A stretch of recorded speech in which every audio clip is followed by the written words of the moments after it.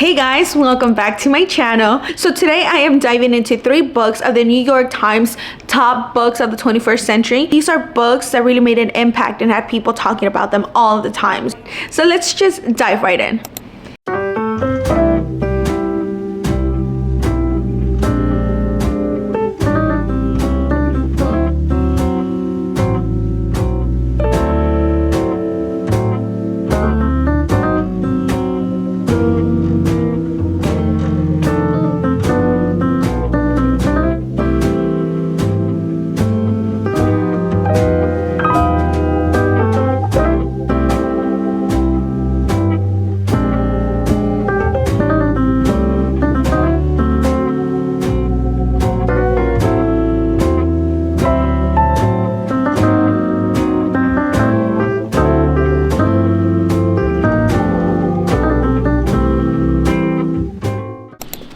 So we need to talk about this book.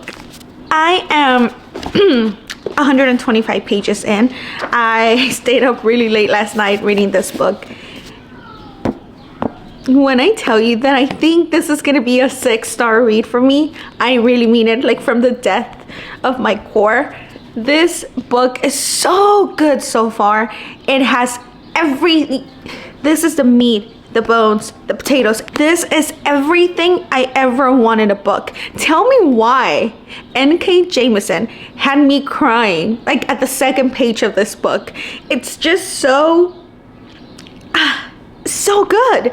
This is also written in like 3 perspectives throughout the book, and 2 of them are in 3rd person and 1 of them is in 2nd person, I believe. It just immersed me so much into the story, and I think that is one of the reasons why I was just crying so early on.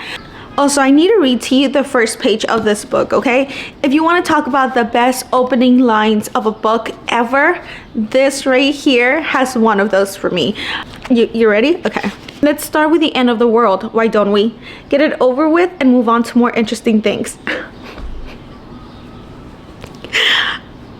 Really? More interesting things? So in this book, everyone is considered a still, which is just a regular person, but then we also have origins. They are people who can just absorb the energy from the earth, the air, anything living around them, and use it as power. They have powers. They can move things, they can freeze things. All of the characters that we are following throughout this book, they are origins. They're not very well accepted into society unless they go to the specific city where they are taught how to harness their powers and really use them just for good, but mostly people are just terrified of them. They think they're all killers and they're crazy, so they're kind of looked down upon. Like I mentioned, all of our main characters in the book that we are following are origins. Esun is an origin and been trying to keep this a secret, but when her son is murdered, she's just like fuck it and decides to leave the town that she's been at and go and try to find her son's murder. We also have Damaya. She is a little kid who she just discovered that she has powers, so she is taken in by a guardian. This is someone who's going to be with her from now on, that's going to help her, manage her powers and use them for good instead of bad. And then our 3rd point of view, we are following Cyanide. She is an origin as well, but she's a master origin. So that means that she has been able to just master her skills, master her powers, and she lives in a city where origins are well regarded. Her mission is to be paired up with a master origin. He is a 10-ring origin. That means that he's top of the top. He is the best origin that there is, and mission now is to pair up with Alabaster and procreate within the first year of them meeting. They also have to go on this journey to like destroy some coral reefs that are like invading without causing a tsunami. So that's their whole storyline, and I still don't know how everything's gonna intertwined together at the end. Also, the background for this book, it is so interesting. They are living in what they call the broken earth. This broken earth is very susceptible to tsunamis and earthquakes and just world-shattering events, and that's what they call seasons that can last months to years. That is what's happening so far. I know it sounds a little bit confusing, but trust me, this book is just worth the confusion and more. And also, oh my gosh, chapter 7 of this book was just a twist. On chapter 7, we had a plot twist. Anyways, I think that's it. I need to finish reading this, and I will let you guys know my final opinions when I'm done with it.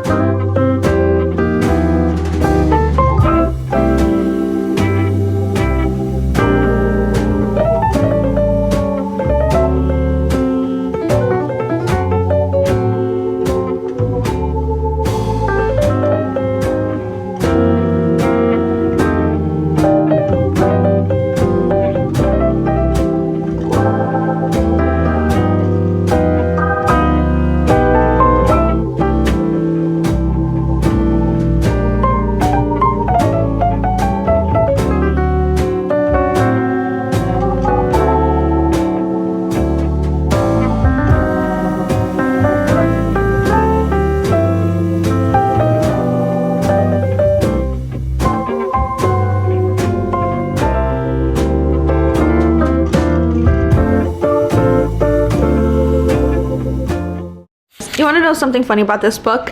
When I first picked it up, I checked how long this book was going to be. And when I saw 449 pages, I was like, oh, piece of cake, right? I can finish it in a day or a day and a half. Tell me why it took me almost 3 full days to finish this book. Anyways, I finished it last night.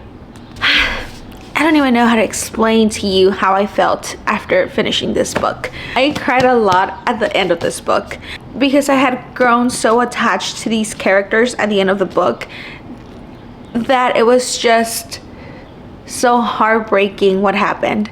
Also, it made me so mad at some of the decisions that were made by some of the characters, and these characters were so well written that I just felt for them at every turn in this book. And even though, like I said, some of them made mistakes and made choices that really had me just wondering why they did what they did, I could still feel for them. Like, there was no point did I feel like, oh, they're so annoying, like, get them out of the book, or I wish the author didn't write them that way. They just felt like normal people. They felt like a regular person, felt like real mistakes, if that makes sense. After I finished reading this book, I felt like I was still in the world. I went to bed and I was still thinking about the world. This book has such beautiful, beautiful world building. After I finished reading it, I went on TikTok right away, and I saw another reviewer say that this book is more of an advanced fantasy read. I don't read a lot of fantasy, and I thought that N.K. Jemisin did a really good job at describing things, and the politics of this book was great. I never felt truly lost. I think that the way that you need to read this book is to just go in without any expectations. Don't go into this book trying to figure out how everything's gonna tie together or what's gonna happen next. Don't do that. I think the way I did it, I just started reading it and took one chapter at a time, and then I just knew that the author was gonna connect the stories, because otherwise why would they be in here? And if the author didn't do that, then this would have been a terrible book. But I just trusted N.K. Jemisin, and I trusted that she had a plan for everything that she was writing down. So I just let myself go. I just took it, like I said, chapter by chapter, and it was so worth it. I never tried to figure out what was happening or what was gonna happen, and I never felt lost. I mean, I had some questions and I was like, ooh, I can't wait to find out what happens, but I was never trying to overthink it. And I think that that's why some people are getting really confused with this book, because they go in with the notion that all these things are gonna connect or come together at some point, that they're trying to do it at the beginning of the book. And I think that's why it's confusing. But it's not an easy read, that's for sure. Not that it's not accessible, but it's very dense. Not dense in the way that War and Peace is dense, but in the sense that you kind of have to just focus on what you're reading. Like, you can skim through this book. I saw a TikTok of a girl that said that she just reads the dialogue. You can't do that with this book. Otherwise, you are going to be very, very lost. So it's dense in that sense, where you have to read everything, every single word, and you actually have to sit down and lock in and pay attention. So I think that's why it really took me almost 3 days to finish this. But it was such an enjoyable read. This is for sure a 6-star read for me.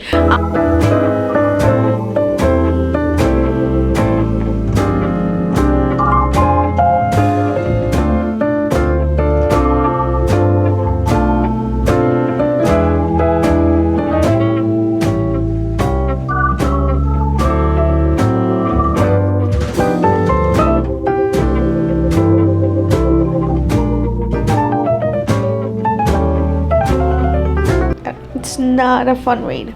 It's a very, very sad book.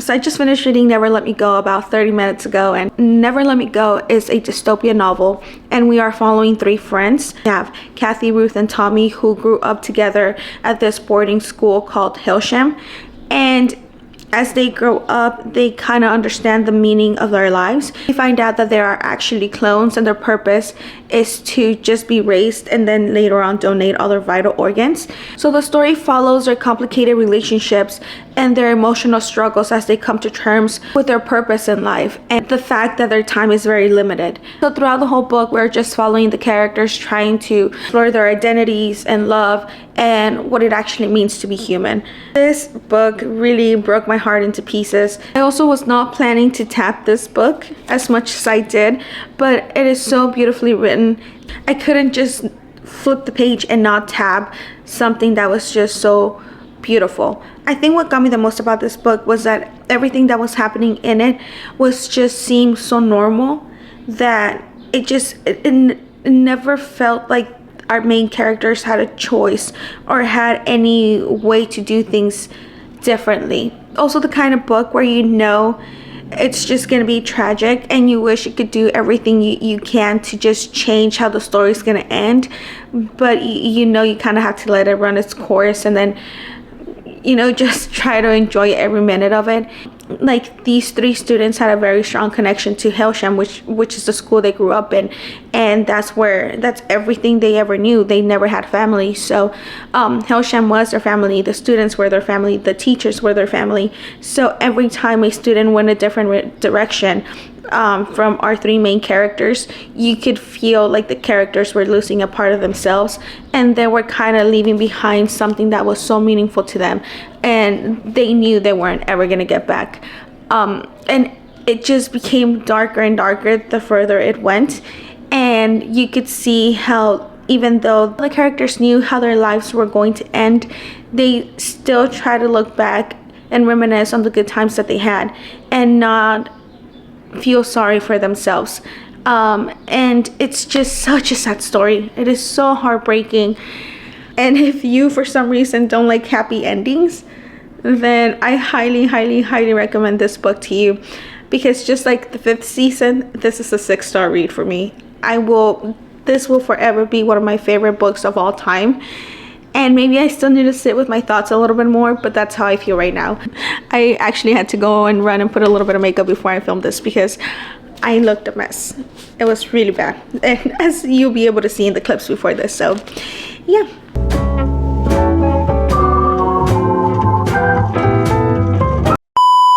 Okay, so I was just talking to Zach about how much this book is pissing me off. We have our two main characters, which is Nina and Elena, and we're just following their friendship from when they were young to their adult years. And sorry, this is going to be a little bit of a spoilers, but I really need to say it because I want to say how pissed off I am, or how much this topic pissed me off.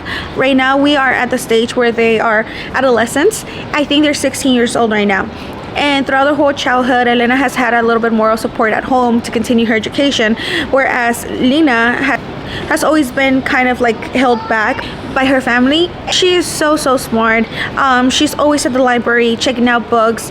If Elena is, like, let's say learning Latin or Greek in school, then Lena would go to the library and check out books out in the same topic so she could learn alongside Elena, even though she's not at school.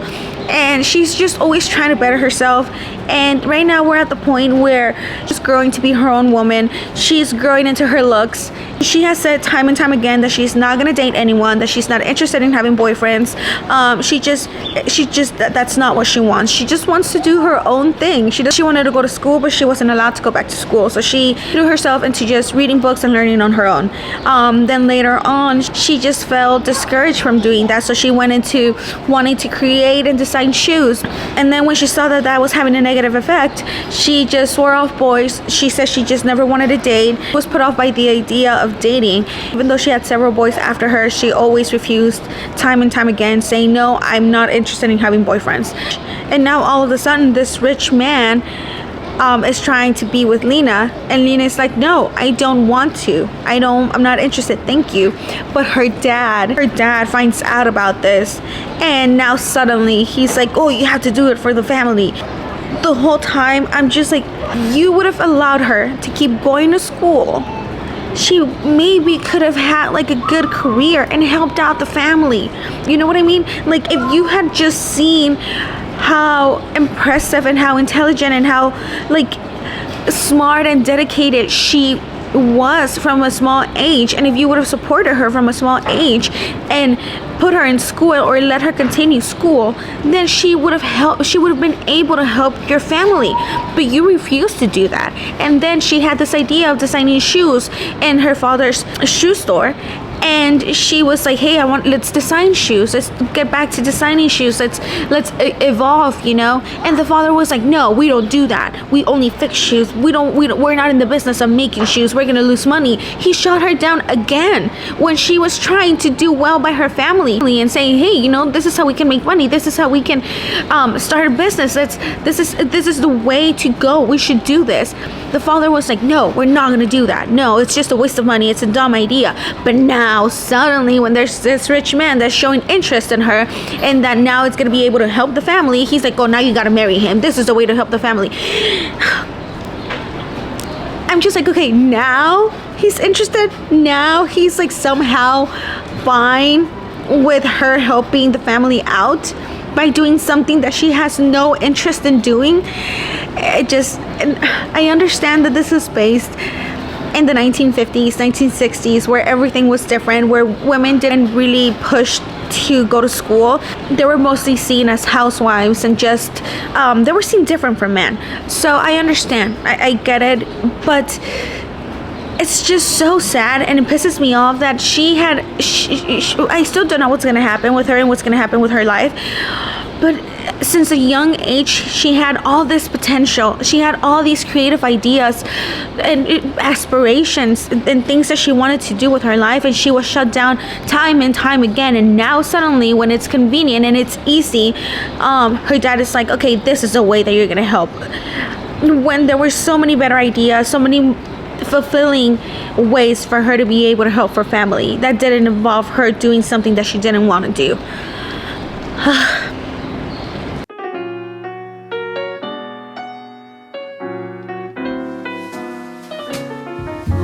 Okay, so sorry for up and personal. You're very close to my face, but I just got to page 232 and something just happened that really pissed me off. And it seems like these girls can't catch a break, I swear. I feel like every man in their lives is just making it so difficult for them. Probably gonna be a spoiler, I'm really sorry. I'll give you time to skip it, but right now we just got to the part where Elena has met someone who she admires a lot. She regards him in such high esteem, and she wishes her father was more like him, and you know, it's just someone that she really admires. And he just did something to her that is just so disgusting and so so unforgivable, so sad, and it makes me so mad for them because like they're just trying to enjoy the little moments that they have in life, the good moments that they have. Especially this part, like our main character Elena, she's 15. She's 15. She's just trying to have a good summer. She's crushing on boys her age. She's trying to connect with her friend Lena. She's going through all these emotions of what it means to be a teenager, just for some idiot to come and make her develop all these other feelings that she doesn't need to be feeling. I don't know. It made me really mad. But anyways, that's all I needed to say. It's silent rage, trust me. Okay, so this has been the most exhausting week and a half that I've ever had when it comes to reading books or when it comes to literature. When I tell you the impact that these books had on me, I'm not even lying. This book right here left me like in an existential crisis. This pissed me off so much. It is insane, okay? And then this has one of the most beautiful world building and characters that I've read in a very long time. So let's start with this one, right? This was the first book that I picked up for this video, and when I went through the list of the New York Times best books of the 21st century, I didn't go in order. I just kind of picked what I had in my bookshelves as well. I didn't want to spend money on new books. So I started off with the 5th Season. This book was so good. It was so good, but it was so... It's those type of books that you have to sit down and actually think about, and you have to like read it slowly and actually savor what the author is saying. And it was so dense. It is a post-apocalyptic sci-fi fantasy book. I think it has a little bit of everything, and for me that I'm just trying to get into sci-fi and the whole post-apocalyptic type of books, I really enjoyed this. Like I mentioned earlier as well, I didn't have any issues with following the storyline because I went in with no expectations, and I think that's the best way to go into this book. I really enjoyed it. I gave this a 5 stars.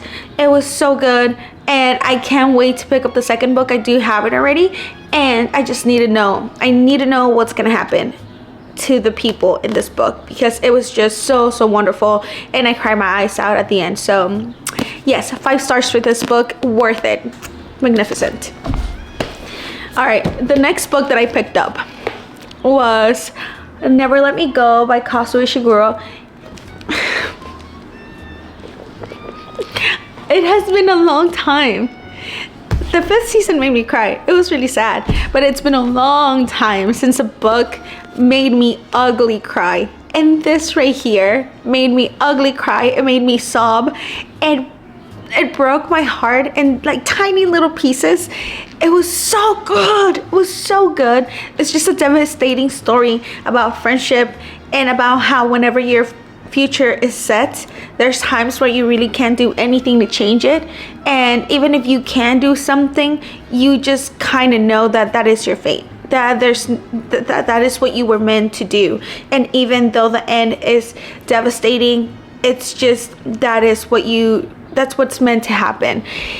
And it is just such a sad book. But after I finished reading this, I went out to eat with Zach and Lily, and I asked Zach, I was like, man, that book really made me feel depressed. I felt depressed after reading this, and it kind of put me in a funk of like, nothing matters. Like, I just feel so like, I feel so sad. That's how this book made me feel.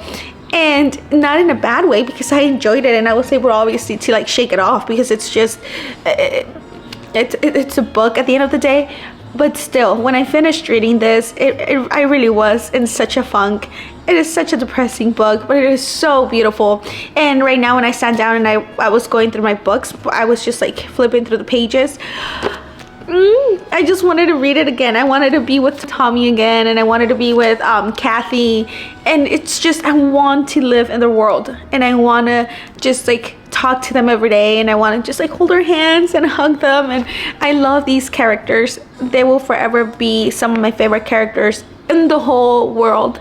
I gave this book 6 stars. This is crazy because I haven't given a book 6 stars in a very long time. I can't even remember when that was. I think that every book that I read in this video deserves 100% to be in this list, because I haven't read a book that made me laugh, made me cry, made me feel so many beautiful things like this book did in a very long time. All right, the next book that I read was My Brilliant Friend by Elena Ferrante, and this book made me so mad, and I cried because of how upset I was. And Zach came in and he was like, "Why are you crying?" And I was like, this book pissed me off so much. This is, I don't think I finished giving my opinions. I finished it last night actually. In this story, we are following the friendship of Lila and Elena. The book starts in the present, and it starts with something really big happening to Lina and Elena. In order to tell the whole story of how they got there, she goes all the way back to the beginning, to when they were kids, and explains how their relationship started, their friendship started, and how it evolved throughout the years. And you can see all their struggles, everything that they went through in Naples in 1950s. And it's just such a beautiful story about friendship, about womanhood, about the struggles that women sometimes have to face, and how they overcome those struggles as well. These characters have such a complicated, loving, codependent relationship, and you can see how those feelings made them act in their friendship. Elena Ferrante does a really good job at kind of explaining how complicated the relationships when you're young and you're trying to fit in can be with another girl. You can want what's best for them, you can love them, but at the same time kind of feel like you want to be better than them, and feel like you want to be more successful than them, especially when you're young and you're trying to discover who you are and your likes and dislikes, and you're always comparing yourself to other people. I think Elena Ferrante did a really beautiful job at explaining all of those complicated emotions that as a woman you go through. And it was such a beautiful book. It also shows how easily you can be influenced and how easy your life can change by those around you, especially grown-ups. And in this book, man, these girls are surrounded by men, and you can see how the man in their lives kind of influenced everything they did, and see how much control they had over the girls, even if they weren't trying to do it on purpose. They had so much influence over these girls subconsciously, because sometimes the girls wanted to do what they wanted to do. They were very headstrong, but still they were always surrounded by that influence of the guys that they grew up with.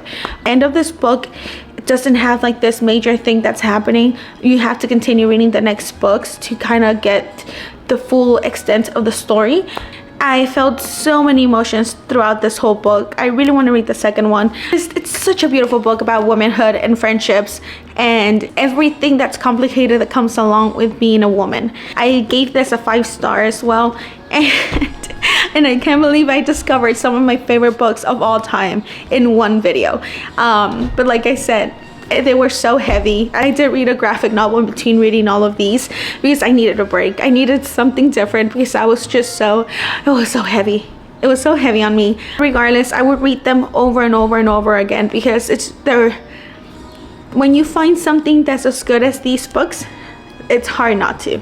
So regardless of how many tears I shed throughout this book and how much some of these characters pissed me off, I loved making this video, and I love that I found books that are gonna stay with me for the rest of my life. If you've been wanting to read these books, I hope that this video kind of convinced you to do it. There's just beautiful writing, beautiful characters, beautiful world building, just everything that you would want to have a good time. These books are in. That was it for this video. I really appreciate you guys watching it. I hope you guys enjoyed it. If you did, please don't forget to like, comment, and subscribe if you want to. It would really mean a lot to me. And I will see you guys in my next video. Bye.